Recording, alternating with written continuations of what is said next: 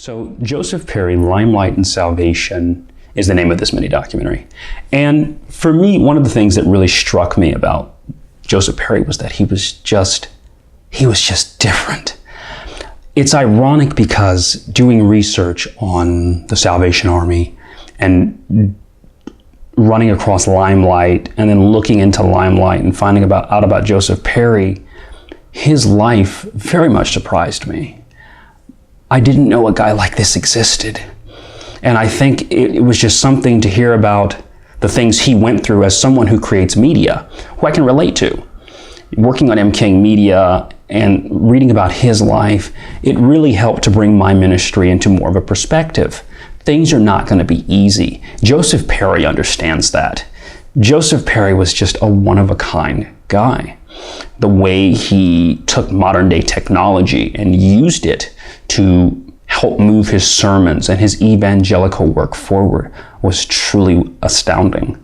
And I really hope when people watch this, the one thing they understand from this is that Joseph Perry was a regular person like you and I. He wasn't this special person from day one. You know, God put him in a situation to where he had to preach the gospel, to where he had to live in a new land and from there use his gifts to preach the gospel. And I think the thing about Joseph Perry was that he was just an incredible person. You know, he held on to his faith. And I think looking at his life, I think he moved to this new land with his parents. And I think his faith and his family really helped to keep him grounded. And so I think as somebody who is motivated by this man and motivated in how he took the little things that he had and used them to preach the gospel and used them to make more media and eventually join Limelight, I think this guy is definitely something we can learn from. I mean, just how he listened to the call of God on his life and how he jumped into, how he jumped into the opportunity, how he jumped into the waters and didn't know what he was getting himself into. I mean, I think one part of the mini documentary that I think you're going to enjoy is how he faced hardship and how instead of sitting there sulking about it, he, the same year, turned it around. He put his faith and trust in the Lord, and God turned it around. He ended up buying media equipment and making media. And then God, seeing his faithfulness, ended up giving him an opportunity to preach the gospel to more people. I'm telling you, I learned so much from this guy that a lot of times we complain about our life and our situations. But I really hope when people see Joseph Perry, Limelight and Salvation, they're really encouraged by his life. And not only that, I really hope they learn a thing or two about people who bore the cross before we bore the cross.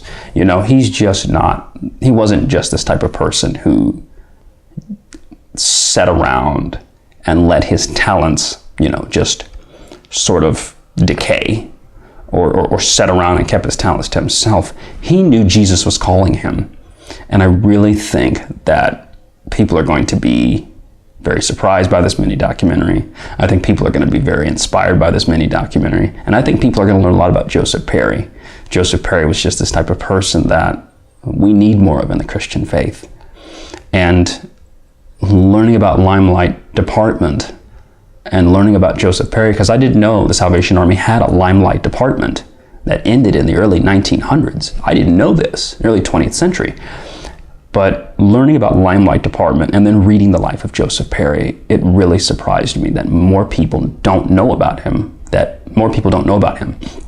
And it really encouraged me to definitely want to put him out there. So I really hope people enjoy this. I really hope people share this.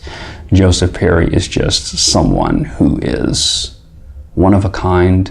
He's someone I can relate to, and I'm sure he's someone anyone can relate to in the faith as someone bearing the cross. So I really hope people enjoy Joseph Perry, Limelight, and Salvation.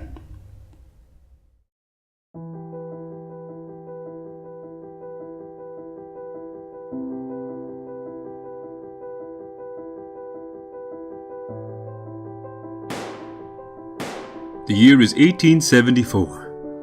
It's been 75 years since the French Revolution came to an end.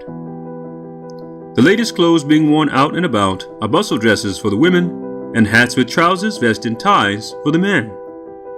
During this time, anything recognizable to the assembly line automobile is almost 39 years away, and flight by man is more than 25 years into the future. It's at this time that walking, bicycles, steam trains, and ships are the main mode of transportation.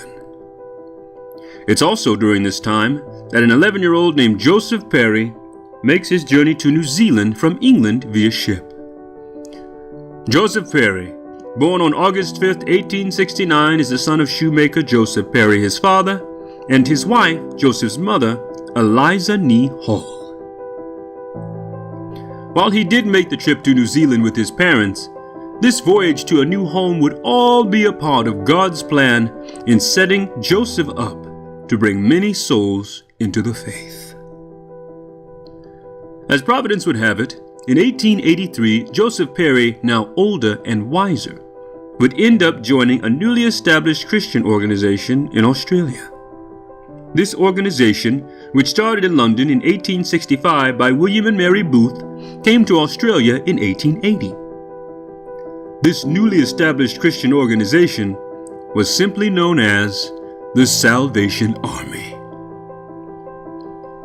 The mission of this new Christ-centered organization read like so. The Salvation Army, an international movement, is an evangelical part of the Universal Christian Church. Its message is based on the Bible. Its ministry is motivated by love of God. Its mission is to preach the gospel of Jesus Christ and meet human needs in His name without discrimination. During his time doing evangelical work at the Salvation Army, Joseph had a desire to make a family for himself. The young woman who would catch his eye and help him form his family was Annie Margaret Lawrenson. On January 15, 1885, just 2 years after Joseph joined the Salvation Army, he and Annie got married at Christ Church. As the two of them, now husband and wife, continued their evangelical work into New South Wales, South Australia, and Victoria, they would go on to have 2 sons.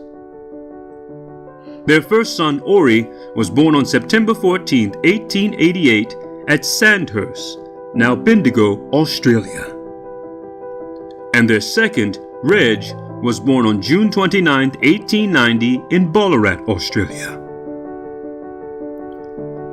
As both Joseph and Annie continued their evangelical work, something unfortunate and horrible would happen to their family. In early 1891, Annie Margaret Lawrenson, the wife of Joseph Perry, suddenly and unfortunately passed away. For Joseph, this was a rough time.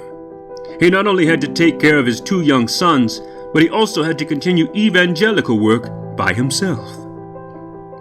But alas, Joseph Perry, being the man of God he was, may have gotten knocked down by this sudden blow, but he wasn't going to stay down.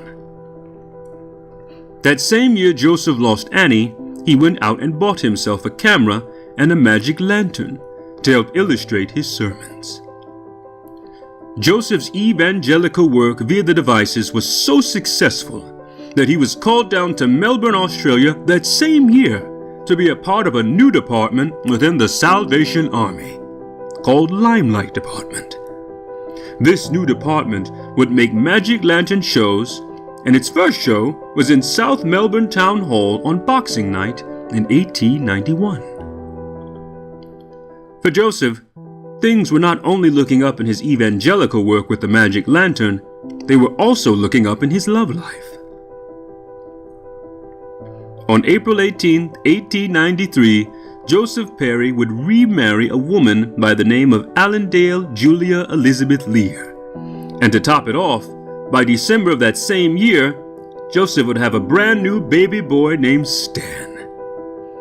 As time would have it, he and Allendale would also go on to have daughters as well. For Joseph, things were looking up in every area of his life. But this was not a time to get comfortable and relaxed. For you see, in 1896, to keep up with the ever-changing technology, Joseph Perry added motion pictures to Limelight department, and from there, things really began to change. With the addition of motion pictures, such media pieces like short documentaries and even narrative recreations of the Bible could now be produced and sent out to spread the good news of Jesus Christ.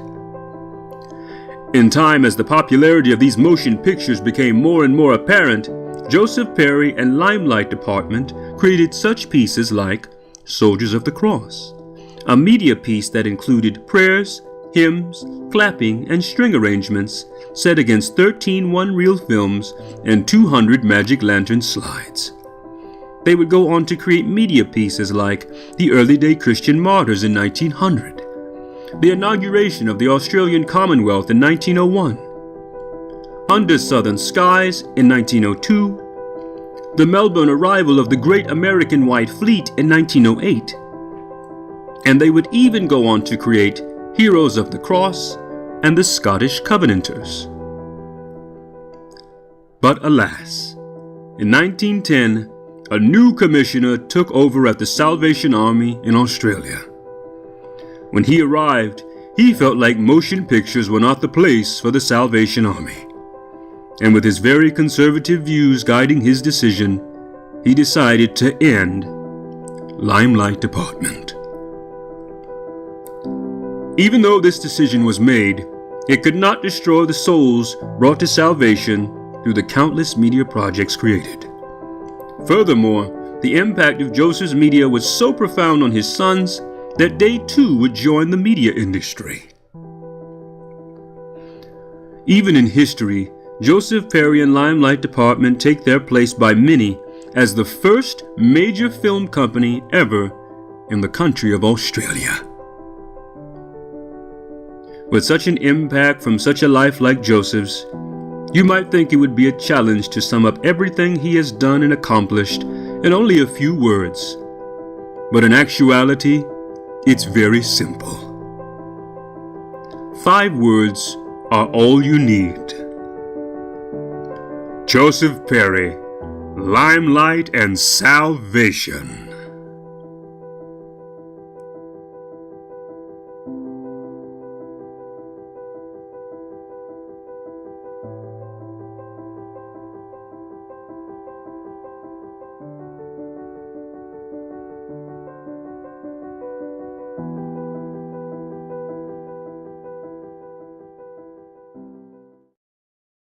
This is an MK Media production.